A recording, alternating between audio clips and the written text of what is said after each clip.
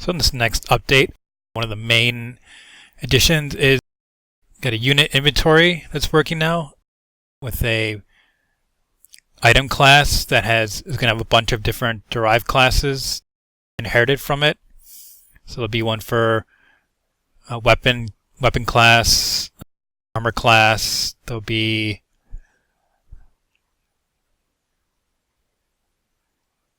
things like potions. And then, so here's the item. Each item will have an associated action with it. And then you can see its item type up there.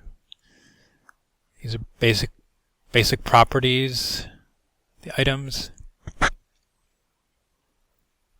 And here's the unit inventory. Just has a list of items, equipped item, and then eventually there'll be inventory view that will be the GUI front end that you'll control the inventory through.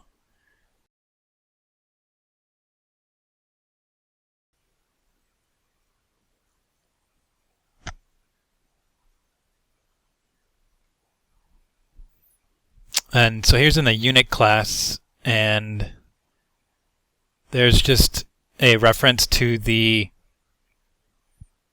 inventory. Oh, here we can see a few of the items. Here's armor. It's really got a armor value.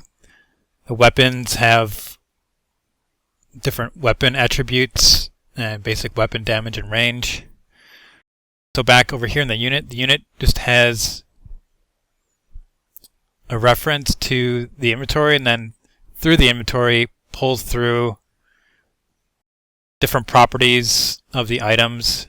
So here we'll go through, look for an equipped weapon, and if it finds it, it will grab the damage from that and then pass that through.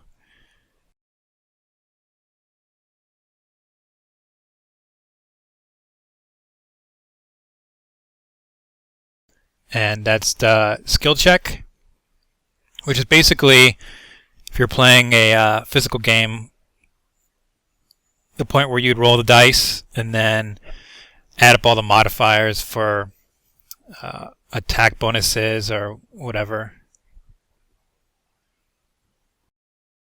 Here's one of those modifiers. This function gets the engage enemies, goes through all the hostile units, checks the neighboring tiles, and for each hostile in the neighboring tile, it checks its rotation and sees if it's facing the unit, which means it's engaging the unit, and there's bonus for that.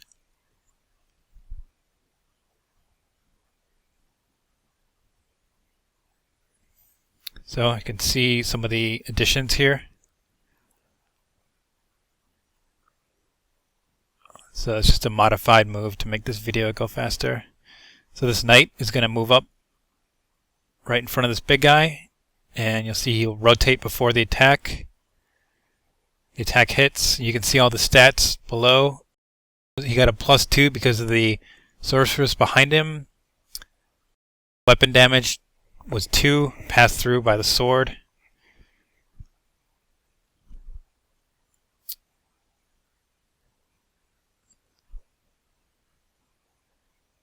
Yeah, so it's actually a roll d20 method, which can be removed at any point in case I want to try the game with just a pure stats, no random, see how that plays. And then a lot of these combat modifiers are all static ints, and they're all here in this game constant, just so it'll be easy to later modify and tweak the game for balance.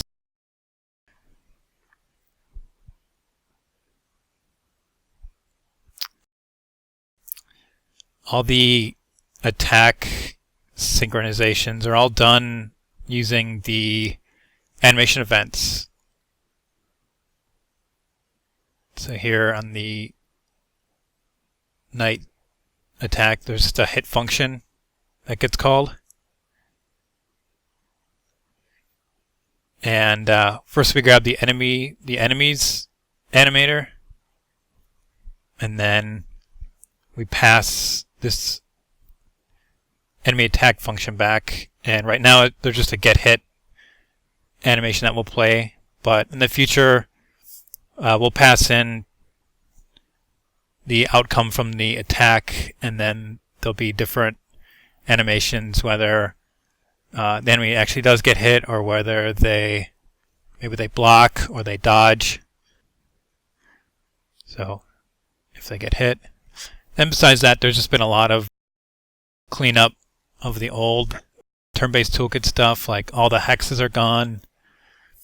All the abilities have been renamed to spells. And just a bunch of other stuff.